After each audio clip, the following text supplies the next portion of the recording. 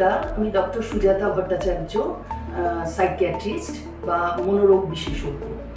বিশ্ব স্বাস্থ্য সংস্থা অনুযায়ী বা WHO অনুযায়ী সুস্বাস্থ্য মানে হচ্ছে মানসিক স্বাস্থ্য এবং শারীরিক সুস্থতা। শরীরকে সুস্থ রাখতে গেলে যেমন আমাদের সুষম আহার, ব্যায়াম ইত্যাদি প্রয়োজন হয়, মনকেও সুস্থ রাখা কিন্তু ইকুয়ালি দরকার। শরীরের যেমন অসুখ হতে পারে, মনেরও কিন্তু অসুখ হতে পারে। মনের বিভিন্ন ধরনের অসুখ হতে পারে। মনের অসুখ কিন্তু এমন নয় যে আমাদের মনের দুর্বলতা এবং আমরা মনের জোরে অসুখটাকে সারিয়ে ফেলতে পারবো, এটা কিন্তু ভুল ধারণা। যেমন ধরুন, আমাদের টিবি হলে আমরা চিকিৎসা করি, ক্যান্সার হলে চিকিৎসা করি, এমনকি ছোটোখাটো সর্দি কাশি জ্বর হলেও আমরা ওষুধ খাই এবং চিকিৎসা করি। তেমন মনেরও অনেক অসুখ হতে পারে এবং তার জন্য চিকিৎসার প্রয়োজন।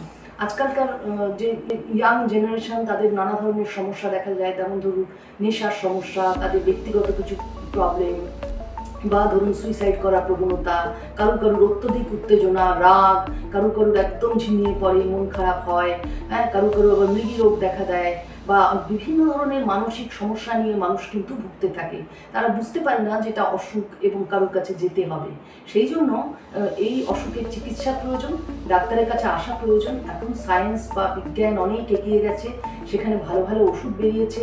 যেমন শরীরের চিকিৎসা হতে, শরীরের অসুখ আমরা চিকিৎসা করে সারিয়ে ফেলি, তেমন মনের অসুখও আমরা চিকিৎসা করে সারিয়ে ফেলি।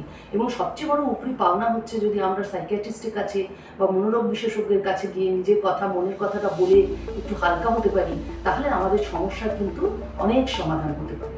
আমি অ্যাপোলো ক্লিনিক ঘোলাতে যে বসি, এখানে আপনারা যে কোনো সময় অ্যাপয়েন্টমেন্ট নিয়ে দেখাতে পারেন এবং আমি খুশি হব যদি আমি আপনাদের সমস্যার কোনো সমাধান করতে পারি।